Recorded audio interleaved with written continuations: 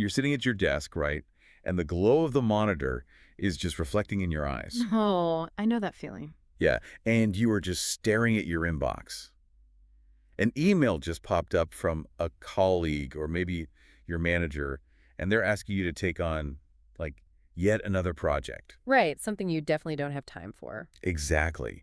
Your internal monologue is just screaming, no, I absolutely do not have the time. I mean, I am drowning here. Yeah. But your fingers just completely freeze on the keyboard. Yeah, you freeze because your brain is instantly trying to calculate um, exactly how to say no without sounding rude or uncooperative. Or just completely incompetent, honestly. Totally. It is a very specific type of paralysis that, well, almost everyone experiences at some point in their career. Oh, for sure. And if you are navigating all this as a beginner in English, Mm. or frankly just starting out in a new professional environment where you feel like you haven't quite mastered those unwritten rules of corporate language yet, Right, the jargon.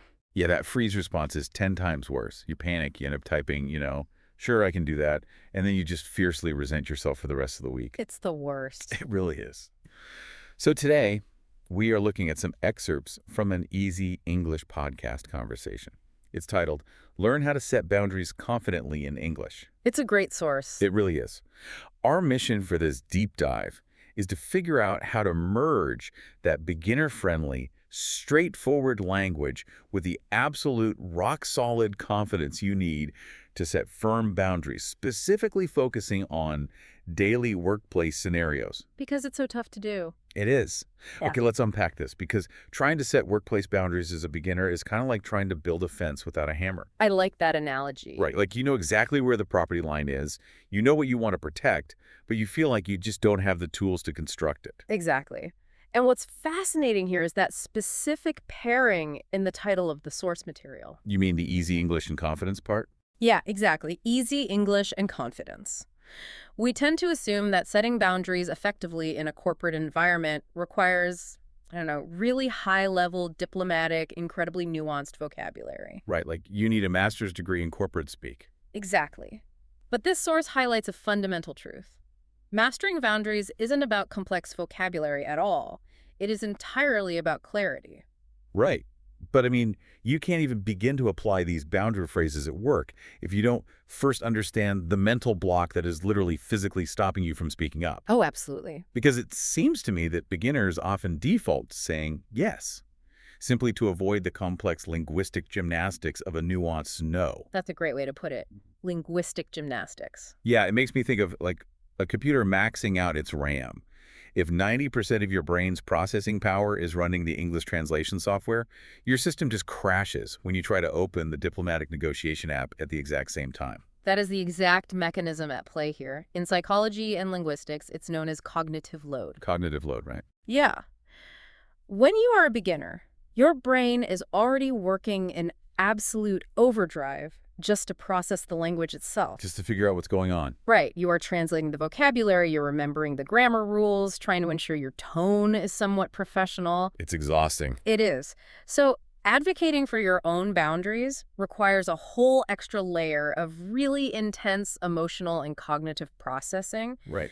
For a beginner, trying to combine those two massive tasks just feels too exhausting to even attempt. So they take the path of least resistance. Which is just saying yes. Exactly. They say yes, because saying yes is linguistically simple, even if it's professionally disastrous in the long run. That makes perfect sense in theory. But wait, I have to push back a little here. Go for it. Is the lack of confidence really about being a beginner in the language? Or is it just standard workplace anxiety amplified by the fear of looking incompetent? Well, it's Because, I mean, I know native English speakers who have been at their jobs for 10 years who still completely freeze up when their boss asks them to do something unreasonable. oh, for sure. Yeah. So the anxiety of pushing back on authority just seems like a much bigger hurdle than finding the right English words. No, you are absolutely right. The workplace anxiety is a universal experience, completely regardless of fluency. But when you add language learning into the mix, it creates this compounding feedback loop. Okay, how so? Well, think about the physiological reality of that moment. Your boss makes a request, your heart rate spikes because you are anxious about pushing back on authority, like you said. Right, the standard panic. Right. But then you realize you don't have the exact phrasing to decline politely, which causes your language anxiety to spike. Oh, I see. And that language anxiety feeds directly back into your workplace anxiety, making you feel less competent overall. It's a loop. Wow. Yeah, that makes a lot of sense that you're just spiraling. Exactly. And the source materials focus on learning these phrases confidently. It addresses both sides of that loop.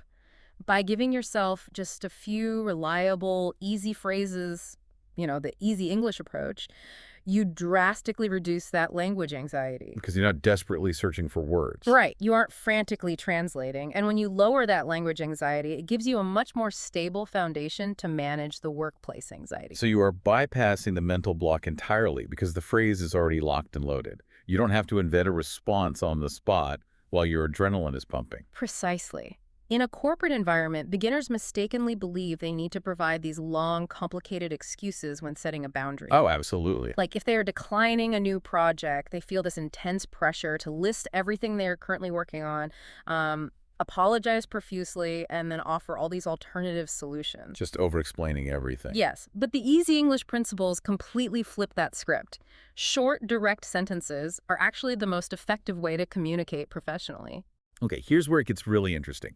Because using easy English for boundaries is basically like using a primary color palette. Oh, I love that. A primary color palette. Yeah, like you don't need a million different shades of vocabulary to paint a very clear picture of what you can and cannot do.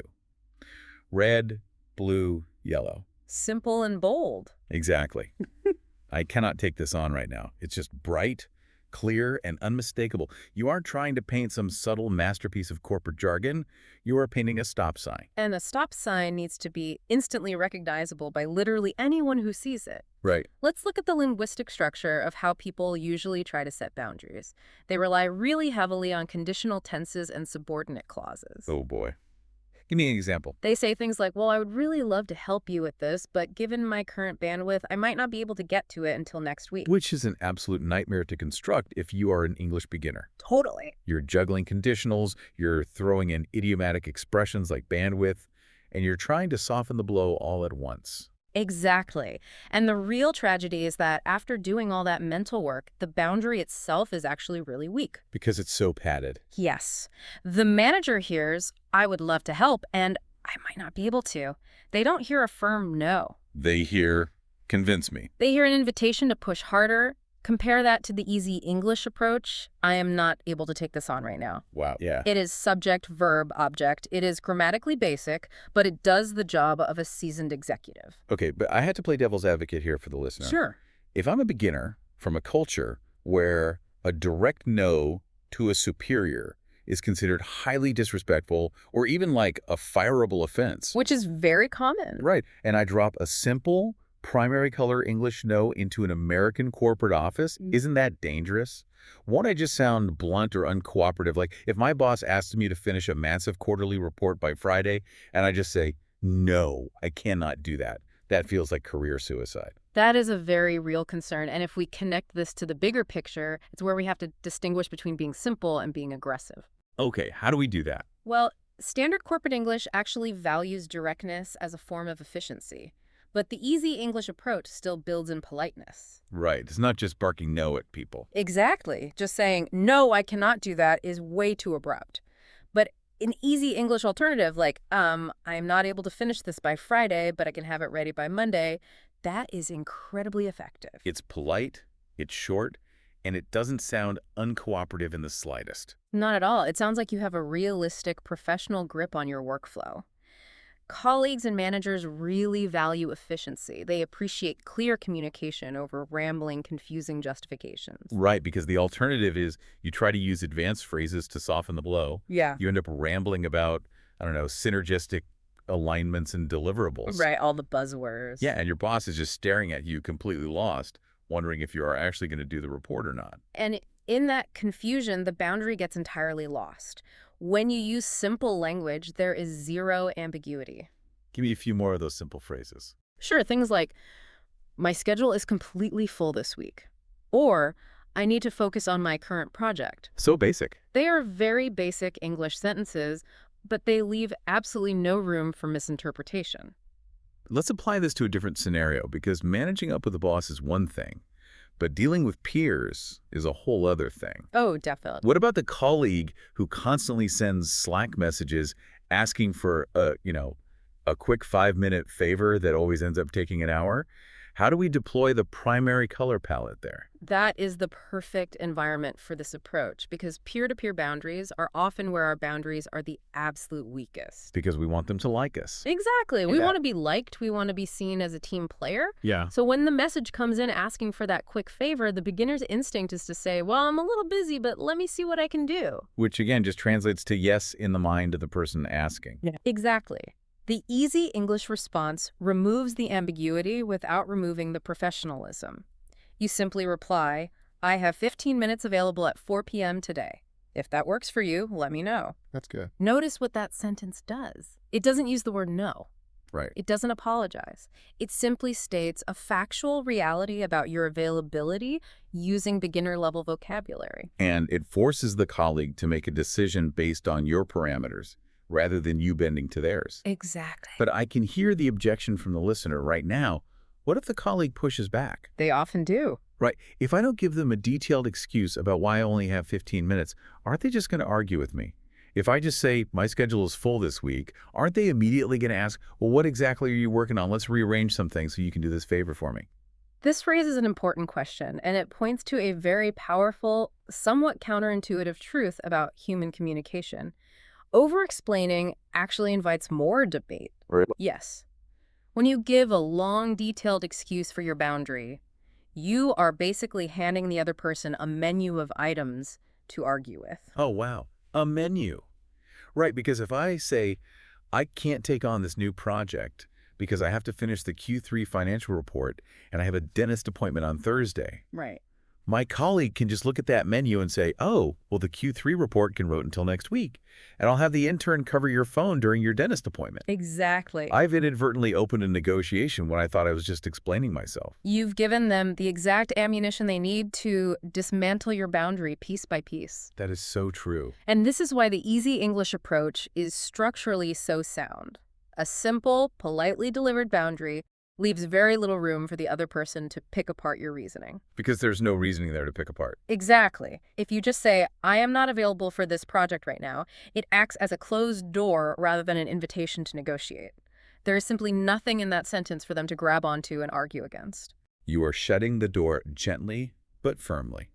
No menu, just, the kitchen is closed. I love that. The kitchen is closed. But looking at these source phrases, Uh-huh. I am not able to take this on. My schedule is full. They are incredibly short. It makes me think the secret isn't just the words themselves, but the fact that a short sentence forces you to figure out what to do with the silence that follows. Oh, absolutely. How do you deliver a 5-word sentence in a high-stress scenario like a team meeting without sounding like a terrified beginner who is just reading off a flashcard? That's the million-dollar question. Confidence is ultimately carried in the delivery. It's about your pacing, your tone of voice, and as you rightly pointed out, your willingness to embrace the silence. Right. This is where the true magic of the easy English approach shines under pressure. Because you aren't dedicating 90% of your brain power to figuring out which tense to use or which corporate buzzword sounds best. Which lowers the cognitive load. Exactly. You can focus entirely on the physical act of delivering that boundary. So you can actually lower the pitch of your voice slightly. You can make eye contact. You can take a physical breath before you speak. And crucially, you can pause. The pause is everything in professional communication. Just letting it sit there. Yes. You deliver the boundary. You say, I cannot commit to that deadline. And then you simply stop talking. Which is so hard to do. It is incredibly hard. Beginners often rush to fill the silence because silence feels terribly uncomfortable, especially after saying no. They want to rush in and soften it. They start appending those conditional clauses we talked about earlier. They say, I cannot commit to that deadline, but I mean, if you really need me to, I could probably work this weekend. Yes. They just completely undo the entire boundary because the silence was just too heavy for them to hold. Exactly. But a confident professional allows that silence to sit there in the room. The simplicity of the sentence, paired with a calm delivery and a deliberate pause, it projects an immense amount of confidence. It really does. It signals that your answer is complete. And returning to your scenario about doing this in a team meeting, when you execute this simple, confident boundary, in public, in front of others, you aren't just setting a boundary with one person. Right. You are teaching your entire team how to treat you. You are demonstrating that your time has value and that you are secure enough in your role to protect that time without feeling the need to justify every single minute of your day to everyone in the room. Exactly. It totally reshapes the power dynamic. It really does. You stop being the overwhelmed beginner who is drowning in requests, and you become the organized professional who manages their workload effectively. Wow. The tool was always in your toolbox. You didn't need to go to the hardware store and buy some expensive, complicated piece of machinery. You just had to realize that you were allowed to use the simple tools you already had. So what does this all mean? Which brings this full circle. If you are listening to this right now and you've been stressing over how to navigate those tricky workplace requests, this Easy English podcast conversation reveals a fundamental, game-changing truth. A really important one. True confidence comes from simplicity and clarity. You absolutely do not need advanced vocabulary to protect your time and energy at work. You don't need to learn a whole new language of corporate deflection. Not at all. Mastering these simple boundary structures doesn't just make you better at English, it makes you a more respected, assertive professional in literally any workplace setting. Absolutely. When you communicate clearly, directly, and without over-explaining, people actually trust you more. They know exactly where they stand with you, they know they can rely on your word, and they know you have the maturity to manage your own workload effectively. Think about your interactions at work tomorrow. The next time you are sitting there staring at that inbox, feeling that familiar panic rise in your chest because you know you need to say no to a request, remember that the most powerful response is almost always the simplest one. Just stick to the primary colors. Exactly. And it really makes you wonder, if you can successfully set a clear, confident boundary using only the absolute simplest, easy English principles, how might you be needlessly overcomplicating your communication in your own native language? Are you delivering a clear message, or are you just handing everyone around you a menu of items to argue with?